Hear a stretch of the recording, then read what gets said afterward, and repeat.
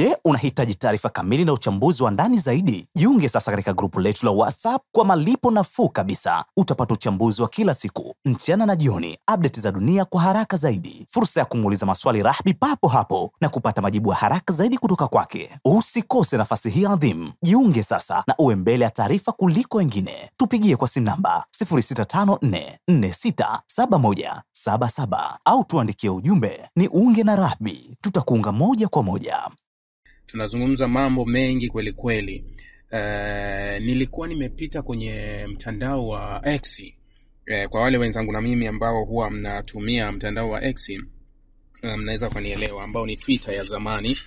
Nilikuwa nimepita huko nikaangalia kuna andiko moja alikuwa ameliposti rais wa Marekani kwenye account yake, Donald Trump, akimfanyia promotion, nadhani ni kijana wake, mtoto wake aliyekuwa ameandika kitabu, na akikisifia sana. Kinapatikana kule Amazon. Amazon ni mtandao ambao unauza bidhaa mbalimbali. Dalali tunaweza kusema, ambaye anasimamia bidhaa mbalimbali duniani. Kwa hiyo ni kampuni kubwa sana, inahusika na vitabu vingi duniani vinapatikana pia kule Amazon. Kwa hiyo Trump alikuwa akimnadi mtoto wake kuwa ameandika kitabu bora sana katika vitabu bora. Kwa hiyo kwa wasomaji wa vitabu wanapaswa kupita huko na kuangalia, huenda wakavutiwa sana na hicho kitabu. Sasa kilichonifanya nikuletee hii taarifa nilistushwa na aina ya comment ambazo zipo kwenye hiyo posti ya Donald Trump. Kwa wewe unaweza ukapitia huko, utaenda kusoma zile comment, utaona kuwa watu wamechoka. Kiuhalisia watu wamechoka. Nadhani ni dunia nzima. Watu wamechoka, watu wamechoshwa na serikali zao. Na hisi 90% ya dunia hawafurahii serikali zao. 90% inaweza ikawa sijui nani tena. Unajua serikali ni serikali. Hata kama hebu jifikirie, watu wa Libya walichoshwa na serikali ya Gaddafi, ambayo ilikuwa imeminya sehemu moja tu, ile kuzungumza, uhuru wa kujieleza, uhuru wa kukosoa, huo hatukuruhusu.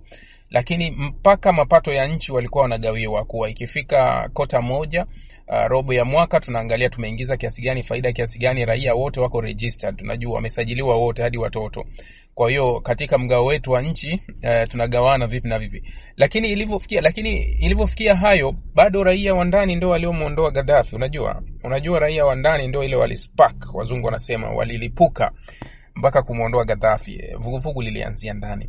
Nilichokiona kwa Trump ni kuwa watu wanakerwa sana na yanayoendelea dunia au yanayoendelea ulimwenguni katika kipindi hiki, yamewachosha watu. So watu wanaonyesha hasira zao zaidi kwenye hisia zao, kwenye mitandao, kwenye nini, ndio hicho wanachokionyesha.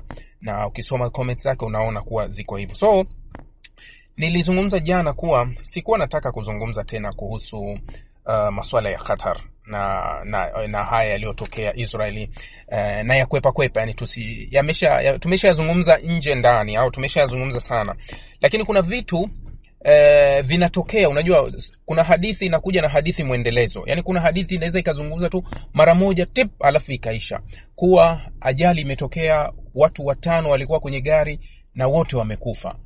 Kuwa wamezikwa na story imekwisha, basi story imekwisha. Kuna story inakuwa labda kuna tetemeko la ardhi limetokea, watu kadhaa wamehofiwa kufa, huku wengine wakiwa wameripotiwa kujeruhiwa. Hii ni taarifa muendelezo ambayo huenda ikawa na mabadiliko ya muendelezo. So taarifa ya Israeli na Qatar imekuwa na muendelezo wa matukio. Yani ndani yake kuna muendelezo, hili linakuja na hili linaondoka, hili linakuja, hili linaondoka. Jana tumeona tamko lililotolewa na OIC na waliokutana huko, ambalo nilikuwa nalisoma andiko moja, inasema, ilikuwa imeandikwa na chombo cha Iran Observer. Inasema the Islamic Summit in Qatar ended with empty speeches and the condemnation of Israeli. Ndio walichoibuka nacho tu, kuwa ni kucondemn, kuilani Israeli with no speech. Hakuna kitu chochote cha maana ambacho wamekizungumza. Kama umenisikiliza vizuri, nilikuwa nazungumza mchana, kama umefuatilia matangazo ya mchana ya DW, nilikuwa nazungumza na Mohamed Khalef hili swala. Tumelijadili kiasi dakika 7 hivi ngapi tumelijadili, na unajua Mohamed maswali yake nimejaribu kulieleza kwa njia yangu ninayoona, yani kwa njia yangu ambayo nilikuwa naiona mimi kuwa ni halisi. Kwa sababu mimi kuanzia mwanzo, kabla hata hawajatoka na tamko, nilisema kuwa yani angalau wangeacha kukutana, wasingekutana. Hilo nililizungumza na kama umenisikia wakati nazungumza na Khalef, nimesema kuwa haiwezekani kuwa wao kwenye matatizo yao wanataka tulie, wakati kwenye shida zetu hawapo. Hii kesi ilikuwa ni ya GCC, hata sio ya Arab League, wala ilikuwa haihusu OIC. Hii kesi ilikuwa ni ya GCC, Gulf countries, yani ilikuwa ni wao wenyewe, washirika wa Marekani waimalize wenyewe bila kushirikisha wengine, kwa sababu wao kwenye kivuli cha Marekani na ulinzi ambao huwa wanazungumza kuhusu Marekani au kile wanakipata kuhusu Marekani huwa hawatugawii wala hawatushirikishi. Sisi nchi zetu huko ambazo au nchi zile wanachama wa OIC ambazo zina idadi kubwa zaidi ya Waislamu ambao wanahangaika, wanadhiki, wana kila kitu huko, hawapati chochote. Hao OIC au nchi zenye utajiri mkubwa zinafanya uwekezaji mkubwa kwenye nchi ambazo hazina Waislamu. Leo hii mlikowekeza na mnakopata faida kubwa ndio mnatakiwa mkawalilie wale kuwa bana sisi tutaondoa, nyinyi si mnafaidika na sisi, alafu nyinyi mnatudhuru, sisi tunaondoa huko kwenu, kuliko kuwa unawafaidisha wengine, uwekezaji umepeleka kwingine na wao ndio wanapata faida, kwa hiyo mapato yanaongoza nchi yao. Halafu wale wanapokuzunguka wanakuja dhidi yao, wewe unakuja kulia kwetu sisi huko ambao sisi tuna njaa. Yani kama ungefanya huo uwekezaji wako kwetu huko na sisi tungeona huyu kweli ni mtetezi wetu, mara zote amekuwa na sisi, lakini kumbe mmekorofishana nyinyi kwa nyinyi, halafu mnakuja kukimbilia huku. Hiyo haiwezekani kuwa hivyo, sawa? Kwa hiyo nililizungumza kwa nadharia hiyo kwa sababu lilikuwa kama ni funzo limekuwa. Lakini kwa nini nimezungumza hayo? Marco Rubio yuko Doha leo, ametua akitokea Tel Aviv, Israeli, ambako amethibitisha, yani ameonyesha mshikamano wa hali ya juu na Israeli ambao anasema hautoyumba wala hauyumbi kwa namna yoyote, na amekwenda kuwabrush wale watawala wa Qatar kuwa nyinyi ni nyinyi. Lakini katika vyote angalia, kuna taarifa mbili au kuna taarifa mbili hapa, mwenyewe utachambua ni taarifa ipi ambayo unaiona kuwa, kwa sababu katika hii ziara Marco Rubio anasema yani Marekani inasema Qatar na Marekani ziko mbioni kukamilisha makubaliano ya ushirikiano wa kiulinzi ulioimarishwa, alisema mwanadiplomasia mkuu wa Marekani Marco Rubio ambaye alikuwa anaelekea Doha kutoka Tel Aviv Jumanne baada ya mashambulizi ya Israel dhidi ya Qatar wiki jana ambayo yalilaniwa na wengi. Waziri Mkuu wa Israel Benjamin Netanyahu hakupuuza mashambulio dhidi ya viongozi wa Hamas popote walipo. Yani waziri mkuu wa Israel hajaacha kufikiria kuwashambulia. Wakati wakuu wa mataifa ya Kiarabu na Kiislamu walifanya mkutano wa kuunga mkono Qatar baada ya shambulio la Israel wiki iliyopita katika jimbo la Ghuba, Rubio alitoa wito kwa Qatar kuendelea na jukumu lake kama mpatanishi kati ya Israel na Hamas ili kufikia usitishaji wa mapigano katika vita vya Gaza, akisema kuna muda mfupi sana wa wakati ambao makubaliano yanaweza kutokea. Ikiwa nchi yoyote duniani inaweza kusaidia kusuluhisha, Qatar ndio wanaweza kufanya hivyo, Rubio alisema wakati akiondoka Tel Aviv kuelekea Doha. Qatar imeliita shambulizi hilo la Israeli ni uoga na usaliti, lakini ilisema haitaizuia katika jukumu lake kama mpatanishi pamoja na Misri na Marekani. Tuna ushirikiano wa karibu na wa Qatar. Kwa kweli tuna makubaliano ya ushirikiano wa ulinzi ulioimarishwa ambao tumekuwa tukiyafanyia kazi. Tuko kwenye hati ya kukamilisha, Rubio alisema. Yani kauli hii tu inatosha kuwafanya wa Qatar kuamini maneno ya Marekani ambayo ni maneno ya bila vitendo. Sasa nimeona Global Eye News imeandika Qatar and the US are close to finalize a stronger defense cooperation agreement. Niliwaambia kuanzia siku ya kwanza, mnakumbuka niliwaambia siku ya kwanza, nje ya shambulizi hili la Qatar la kutumia huku na huku, Marekani atafaidika sana na hili shambulizi, kwa sababu hili shambulizi litamhakikishia Marekani kuchota mabilioni mengine ya dola kwa Qatar.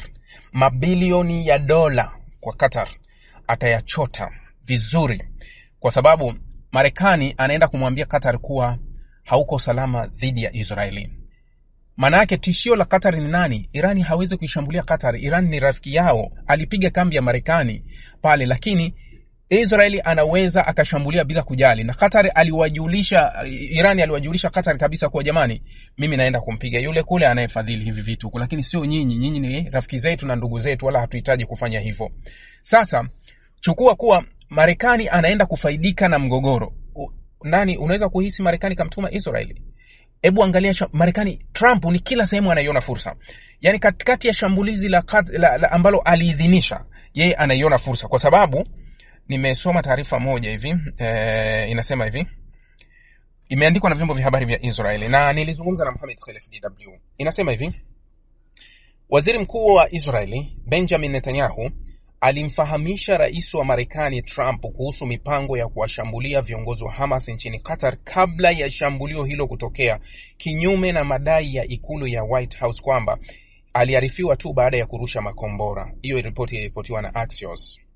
Netanyahu alimpigia simu Trump mwendo wa saa 2 asubuhi saa za Washington, sawa na saa 12 GMT, ili kumweleza kuhusu mpango unaokaribia.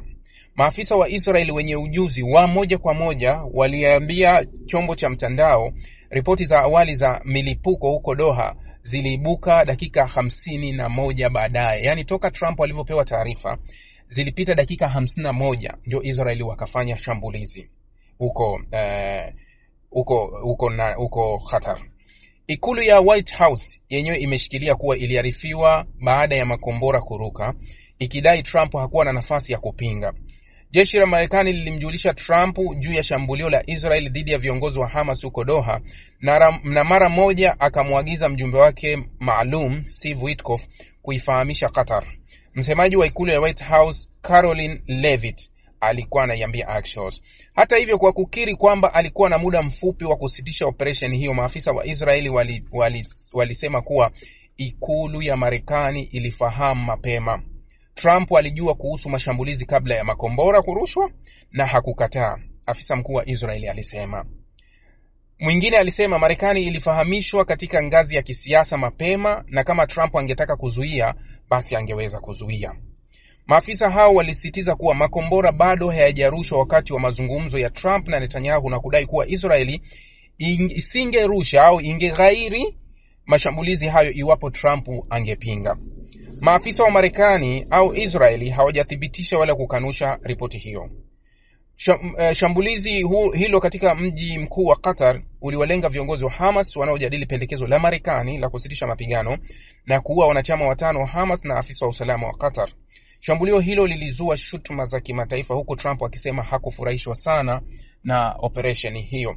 Netanyahu amerudi kutaja tena shambulizi kama hilo ni hatua ya upande mmoja ya Israeli, ikiwa pamoja na wakati wa mkutano wa waandishi wa habari Jumatatu na waziri wa mambo ya nje wa Marekani Marco Rubio. Okay, sasa umeisikia hii taarifa. Halafu katika hii taarifa unaelewa kabisa kuwa kwani Qatar hawasomi, wanaelewa hii taarifa. Na hii taarifa imeandikwa na chombo cha habari cha Al Arabia ambao ni washirika wa Qatar huko.